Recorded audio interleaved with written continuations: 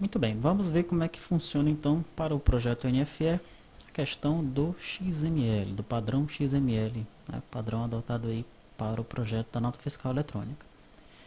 Em relação ao XML, o padrão de codificação para o projeto NFE é o seguinte: olha, especificação do documento XML adotada e a recomendação W3C para XML 1.0, disponível nesse link aí.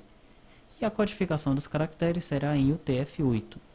Assim, todos os documentos XML serão iniciados com a seguinte declaração: XML version 1.0 encoding UTF-8. Observação: lembrando que cada arquivo XML somente poderá ter uma única declaração dessas, tá? Nas situações em que um documento XML pode conter outros documentos XML, como é o caso do lote, então deve-se tomar cuidado para que não se insira mais do que uma declaração dessas daí, senão vai ter problemas de validação. Declaração namespace. A declaração de namespace da NFE deverá ser realizada no elemento raiz de cada documento XML.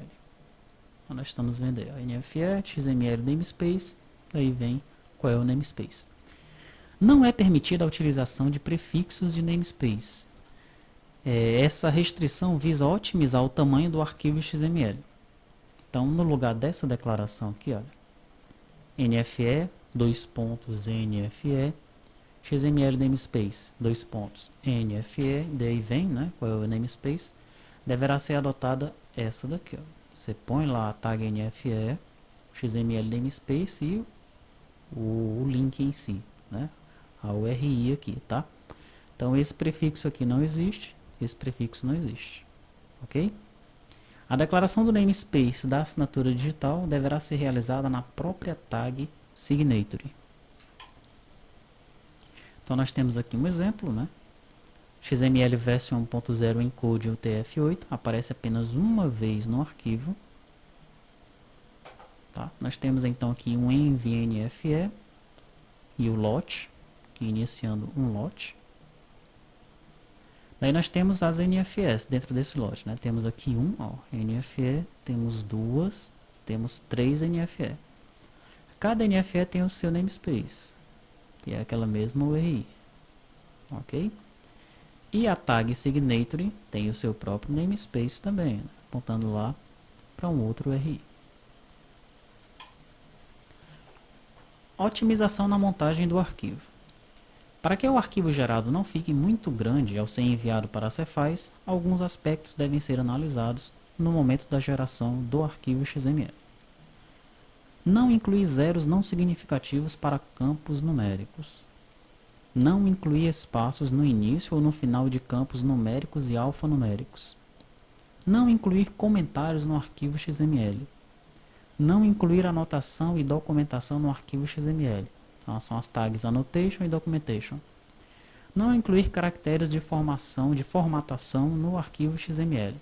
Line feed, carrier return, tab, caracteres de espaço entre as tags, não deve ter isso daí no arquivo XML, tá? Validação do esquema. Para garantir minimamente a integridade das informações prestadas e a correta formação dos arquivos XML, o contribuinte deverá submeter o arquivo da NFE e as demais mensagens XML para a validação do esquema do XML, o XSD, disponibilizado pela Secretaria de Fazenda Estadual antes do seu envio. Tá? Então, antes de mandar, você deve validar primeiro na sua máquina, né? A aplicação tem que fazer essa validação antes de enviar. E como é que você valida? Com os esquemas que são disponibilizados lá no portal da NFE. Caracteres especiais. Tem uns caracteres que se você colocar vai dar problema. Tá? Então você tem que fazer uma substituição pelo entity dele. Todos os textos de um documento XML passam por uma análise do parser. O parser é um analisador específico da linguagem. Alguns caracteres afetam o funcionamento deste parser, não podendo aparecer no texto de uma forma não controlada. Então, quais são esses caracteres? São esses aqui, olha. Sinal de maior, sinal de menor, esse i comercial, a aspa e o apóstrofo. Então, você deve substituir isso daí pelo entity name dele, tá? Onde tiver sinal de menor, você vai substituir por isso aqui, sinal de maior por esse, e assim sucessivamente. Só são esses daí que aparecem lá no manual do contribuinte. Layout da NFE. Compreender o layout da NFE é imprescindível para o desenvolvimento da solução. Observe na imagem o diagrama simplificado dos grupos de informações da NFE. Nós vamos nos referir aqui a essa imagem como árvore geral. Tá? Então nós temos aqui nessa árvore, né, primeiramente aqui uma tag NFE, depois ela vai ter vinculada a ela uma tag inf.nfe e uma tag signature. Tá? A inf.nfe vai ter IDE, emite, avulsa, deste, retirada, entrega. Observe que algumas têm a linha pontilhada, né? Essas que têm a linha pontilhada é porque não são obrigatórias, ok? Então, na inf.nfe, obrigatoriamente você tem que ter lá as tags IDE, emite e destinatário. As notas avulsas, retirada e entrega não são obrigatórias. Det, são os detalhes. Total e as informações de transporte são obrigatórias. Cobrança, informações adicionais e exportação não são. Em detalhe, nós temos produto e imposto. Em produto, nós temos alguns itens aqui que não são obrigatórios. Veículo, medicamento, arma, cana. Em imposto, nós temos alguns que são obrigatórios. ICMS é um deles. IPI e isento não é. ISSQN é obrigatório. PIS é obrigatório, COFINS é obrigatório. PIS, substituição tributária e COFINS não é obrigatório nesse caso aqui. Tá? Então é isso. Esse é o layout geral aqui. Essa é a árvore geral do layout da NFE. Observe como as informações estão organizadas como numa árvore. Veja na tabela abaixo o layout de dois elementos do grupo de informações visto anteriormente. Então veja, nós temos aqui, olha, a tag raiz é a NFE. Ok? Essa outra tag aqui, a tag A, os dados da nota fiscal eletrônica, o nome dela é inf.nfe, é a tag de grupo das informações da NFE. Se a gente voltar aqui, ó, inf.nfe está vinculada à NFE. Que nessa tabela, você vai ter que se acostumar com ela porque ela é utilizada no manual do contribuinte. Ela informa que o pai dessa tag aqui é a tag raiz. Ok? Então, a organização aí é no formato de árvore, né? E é importante que você entenda como é que funciona isso daqui, porque é dessa maneira que você vai compreender as informações que estão lá no manual do contribuinte. Nós vamos então agora analisar o que é que significa cada uma dessas colunas aqui. Começando com essa coluna que tem essa cerquilha, né? É o identificador da linha da tabela. Tá? Então, onde tiver essa cerquilha, está identificando a linha da tabela. 1, 2, 3, 4. Ok? Essa primeira tabela não tem linhas. Essa segunda tabela já tem 4 linhas. Tá? Então, essa tag serve para isso. Essa coluna, né? Coluna ID é a identificação do campo. Coluna campo é o identificador do nome do campo. Como a nomenclatura dos nomes dos campos foi padronizada, o nome de campo é utilizado para identificar campos diferentes, como por exemplo, AIE, que pode ser do emitente ou do destinatário. A diferenciação dos campos é realizada considerando as tags de grupo. Temos no D aqui, olha, coluna descrição. Ele já pulou aqui para a coluna elemento. Isso ocorre, vamos só voltar um pouco aqui para a gente ver o que é a descrição. Bom, a descrição vai ser a descrição do campo em si, tá? Então, versão. O que é a versão? Versão do layout. ID é o identificador da tag a ser assinada. PKN item é a regra que a numeração do item de detalhe da NFE seja única. Tá? Então, essa descrição é para que serve esse campo aqui. Continuando, então, vamos para a coluna ELE, de elemento. Tá? O elemento é um campo básico de informação do documento XML. Vamos observar então essa imagem aqui abaixo. Olha. Eu tenho aqui diversos elementos, né, que podem aparecer nessa coluna aqui. Veja que aqui está aparecendo um G. né? Se a gente voltar aqui de novo, nos elementos aqui, olha, esse aparece um G na tag NFE, na tag InfNFE aparece também um G, já no campo versão aparece um A, no campo ID aparece ID, no campo PKNitem aparece RC. O que é cada uma dessas opções que vai aparecendo na coluna elemento? É isso que nós vamos explicar aqui agora. Então, quando aparecer um A na coluna elemento, indica que o campo é um atributo do elemento anterior. Ok? Quando aparecer um A, o campo elemento é um atributo do elemento anterior. Aconteceu aqui, aconteceu, olha. Então, A, versão, é um atributo do elemento anterior, de InfNFE. Então, InfNFE, versão tal. Ok? Quando aparecer um E nessa coluna, como a gente está vendo aqui, indica que o campo é um elemento.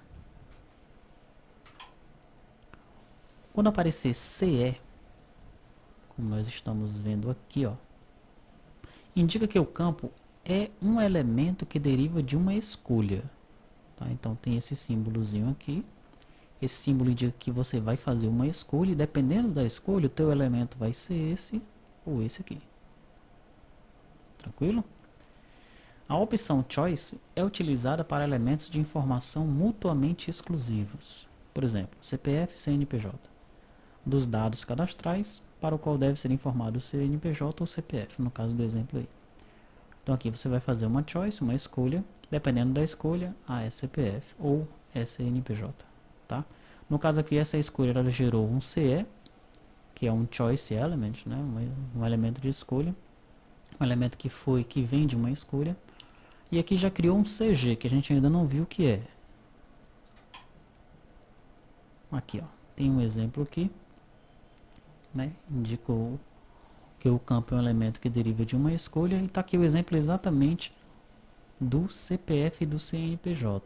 Tá? Esse símbolo indica uma escolha. Né? Então eu tenho aqui, olha, o número 31 e 31A. Vai ser o CPF ou o CNPJ. Tranquilo? O elemento é CE. Tá? Se for CNPJ, tamanho 14. Se for CPF, tamanho 11. Agora vamos observar aqui. Ó.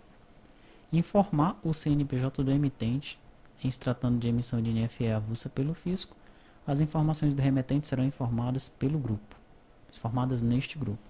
O CNPJ e CPF deverão ser informados com os zeros não significativos. Ok? Então, só para entender, se é um CE, é porque isso aqui deriva de uma escolha. Né? Você vai utilizar um ou outro. Tá? G, que é o que nós vimos aqui no começo, indica que o campo é um elemento de grupo, ou seja, este elemento vai agrupar outras informações dentro dele, como acontece mesmo aqui, né? NFE, a tag raiz, vai agrupar as outras tags que virão após ela. CG, aqui ó, CG, está aqui um exemplo de grupo, né? Você seleciona aqui a partir de um elemento esse grupo. E por que é um grupo? Porque tem outros elementos dentro dele. Tá? CG indica que o campo é um elemento de grupo que deriva de uma escolha. É o caso desse aqui. Ó. Esse aqui poderia ser um G, se ele não tivesse vindo de uma escolha, como é o caso desse. A partir desse elemento, eu tenho esses outros elementos obrigatórios. Tá?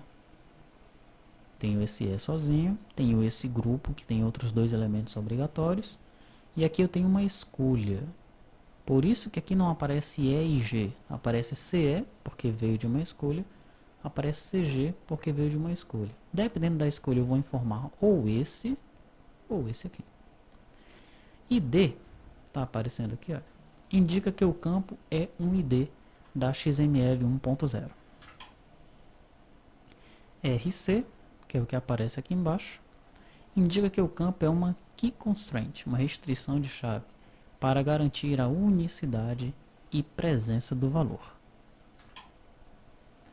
Chegamos então à coluna E, coluna pi, essa daqui, ó, indica qual é o elemento pi. F, tipo, nós temos aqui os três tipos, N é um campo numérico, C é um campo alfanumérico, D é um campo data. Coluna ocorrência, essa coluna aqui, x-y. O x indica a ocorrência mínima e o y a ocorrência máxima. Então veja, no caso da NFE, ela deve ocorrer apenas uma vez, no mínimo uma vez e no máximo uma vez, ou seja, ela tem que existir e só pode ter uma delas. Tá? Poderíamos chamar essa coluna de cardinalidade. Coluna tamanho também, xy, onde x indica o tamanho mínimo e y indica o tamanho máximo. A existência de um único valor indica que o campo tem tamanho fixo, devendo-se informar a quantidade de caracteres exigidos, preenchendo-se os zeros não significativos. Tamanhos separados por vírgula indicam que o campo deve ter um dos tamanhos fixos da lista. O tamanho máximo dos campos tipo C, quando não especificado, é de 60 posições. A coluna DEC, que é essa daqui, indica a quantidade máxima de casas decimais para o campo. E, finalmente, a coluna observação, né, são observações gerais sobre o registro em si. Tá? A coluna descrição descreve o campo, a coluna observação vai trazer observações sobre todo o registro. Okay? Então, tá aí, essa é o layout da NFE.